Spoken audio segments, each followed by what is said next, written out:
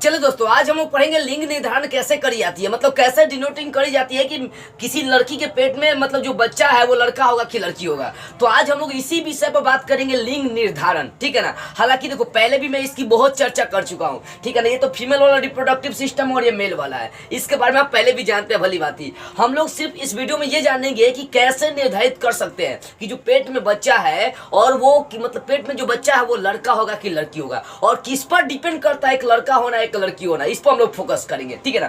सबसे पहले आप ये बात जानिए कि ये क्या है, ये जो फीमेल होते हैं, जो लड़कियां होती है, उनका ये फेलोपियन ट्यूब होता है, और फेलोपियन ट्यूब में ही निषेचन की क्रिया होती है। देखो, एक बार रेलवे के एग्जाम में किया था क्वेश्चन, और भी बहुत सा बोर्ड एग्जाम में मैं देख चुका हूँ, क्वेश्चन किया था क्या कि मतलब जाइगोट, मतलब जो मेल का जो स्पर्म होता है, मेल का जो स्पर्म होता है वो लड़की के मतलब जो फीमेल होते हैं, फीमेल के मतलब फीमेल में निषेचन कहाँ होता है।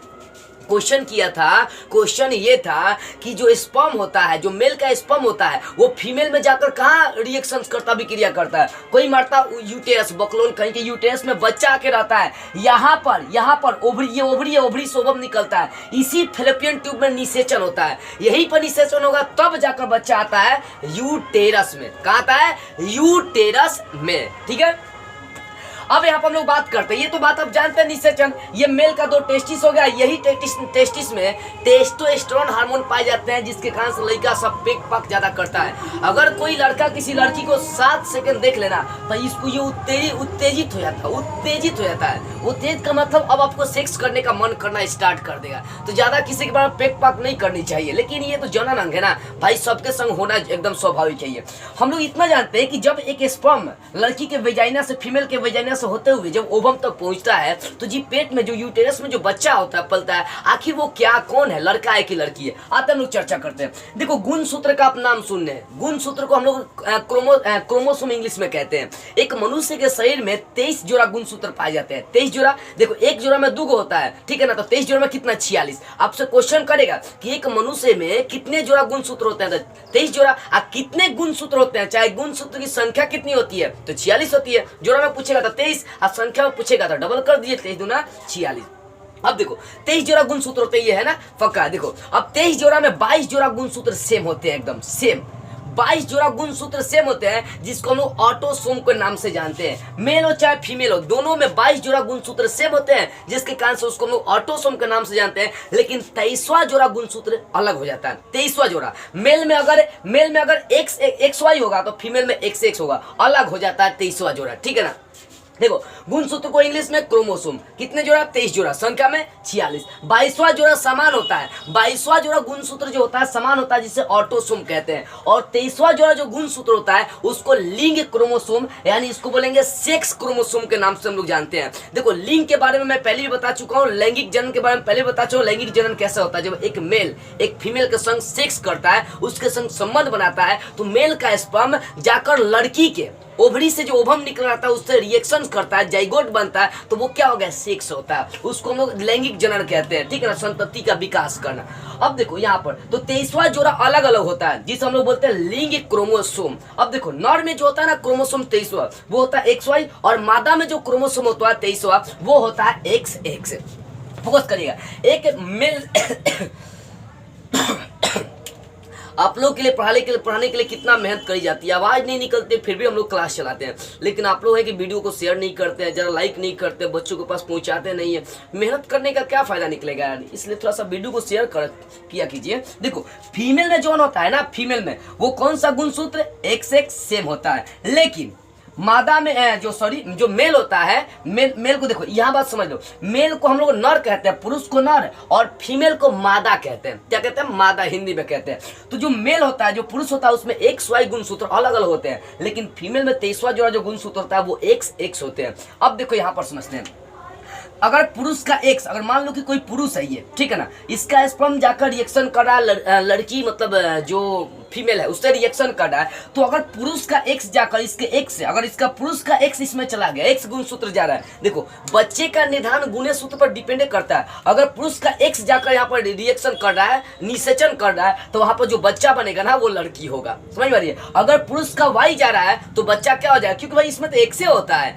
X सेम गुणसूत्र होता है, तो X भेजिएगा तो लड़की, Y भेजिएगा तो क्या बनेगा, लड़का बनता है। इस बात को पहले अपने दिमाग में बैठा लीजिए। देखो, एक बच्चे जो है ना, जो पेट में है, वो लड़का होंगे कि लड़की होंगे, वो स्त्री पर डिपेंड नहीं करता, एक पुरुष पर डिपेंड करता है कि औरत के जो पेट में बच्चा पल रहा है, जो गर्भ में बच्चा है, वो लड़का है कि लड़की है। वो किस पर डिपेंड करता है? एक पुरुष के उसके गुणसूत्र पर डिपेंड करता है कि उसका जो गुणसूत्र है वो एक्स अंदर गया है कि वाई अंदर गया है। अगर एक्स अंदर गया होगा तो लड़की, वाई अंदर गया होगा तो क्या बनेगा? लड़का। देखो समझिए, अगर एक्स जाएगा अंदर तो लड़की में एक्स पहले से होता है, एक्स गया अंदर लड़की का भी एक्स होता है, तो एक्स एक्स मिलकर क्या बनाएगा? मादा बनाएगा। मादा मतलब लड़की। अगर लड़के का वाई चला गया और लड़की का अंदर एक्स होता है तो वाई एक्स या एक्स वाई, ये क्या बनाएगा? नर। नर का मतलब क्या बना देगा? पुरुष बना देगा। तो इस तरह से लिंग निर्धारण करी जाती है, ठीक है ना। इसको मैं ग्राफ के माध्यम से आपको समझा रहा हूँ, कोनो बड़का चीज नहीं है, सिंपल बात है यार, कोनो हार्ड चीज है। चलिए इसको ग्राफ के दृष्टि से समझिए। देखो यहाँ पर समझा रहा हूँ, फोकस करिएगा, बस खाली फोकस करिए, मैं आपको समझा दूंगा। देखो अभी बता दिया मैंने कि एक्स वाई पुरुष में और एक्स एक्स मेल में होता है। मतलब मेल में क्या होता है? एक्स वाई, और फीमेल में एक्स एक्स होता है। अब यहाँ पर फोकस करिए कि अगर मेल का एक्स और फीमेल का भी एक्स रिएक्शन करेगा तो क्या बना देगा? ये एक्स एक्स बनाएगा। फोकस करिए, मेल का एक्स फीमेल का एक्स क्या बनेगा? X x. अगर यही सोचो मेल का एक्स अब फिर मेल का एक्स अब फिर यहाँ पर मेल का एक्स, ठीक है ना, तो ये भी बनाएगा क्या? एक्स एक्स बनाएगा। तो दो कंडीशन में क्या बनेगा? लड़का लड़की बन रहा है। लेकिन सोचो मेल का वाई ये फीमेल का एक्स, तो ये बन जाएगा वाई एक्स हो जाएगा। ये क्या बनेगा? वाई एक्स बनेगा। इस कंडीशन में क्या बन रहा है? तो एक मतलब बेटा पैदा हो रहा है, लड़का पैदा हो रहा है। अगर सोचो मेल का वाई अब फीमेल का फिर हाई वाला एक्स, तो यहाँ भी क्या बनेगा?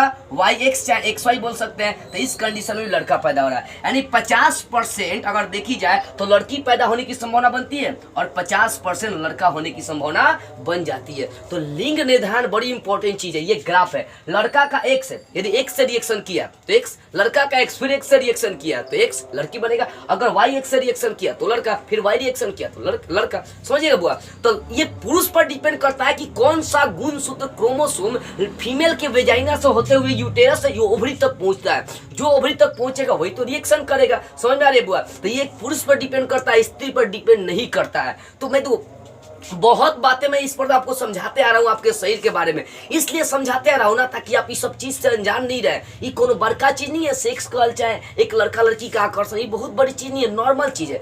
जिस दिन आप अपने बारे में जान जाएंगे ना, याद रखिएगा, कहिएगा कि हाँ भाई कोई भेदभाव नहीं है। आप सोचिए क्या अंतर है लड़का लड़की में, बताइएगा तनी। आपके पास 2 पैर, उसके पास 10 गो पैर है का? नहीं, उसके पास भी 2 पैर है। आपके पास 2 आंखें, उसके पास 10 गो आंखें, नहीं उसके पास भी 2 आंखें। आपके पास 2 हाथ, उसके पास भी 2 हाथ। सुबह में जौन आप क्रिया करने जाते हो वो भी करने जाती है, आप पेशाब करते हो नहीं करता, आप खाते हो नहीं, सब सेम है, कोई अंतर नहीं है। याद रखिए कुछ भी अंतर नहीं है, बस अर्थ थोड़ा सा शरीर का अंग का अंतर पड़ जाता है। कि जैसे मान लो कि मेल में क्या होता है कि मेल में क्या होता है, देखो मेल में बहुत सारे ऐसे अंग होते हैं जो स्त्रियों में बहुत ज्यादा पाए जाते हैं। पहले भी मैं बता चुका हूँ। स्त्रियों में जैसे देख सकते हैं, जैसे छाती, उस छाती का उभार आना, ये पुरुष में नहीं होता है। क्योंकि पुरुष में क्या होता है कि स्तन ग्रंथि नहीं पाया जाता, लेकिन मेल में पाया जाता है, जिसके कारण से उनके छाती में उभार आने लगता है। एमसी आना है, पुरुष में होता है। पुरुष में एमसी आएगा तो कहाँ से? नाक में निकालेगा, पीछे से निकाले देखो, तो ऐसे बहुत सारी क्रिया जो मेल में ना होकर फीमेल में ही होती है, ठीक है ना। देखो, तो बच्चा लड़का है कि लड़की है, किस पर डिपेंड करता है? कि पुरुष पर डिपेंड करता है कि वो कौन सा गुणसूत्र फीमेल के अंदर डाल रहा है, ठीक है ना।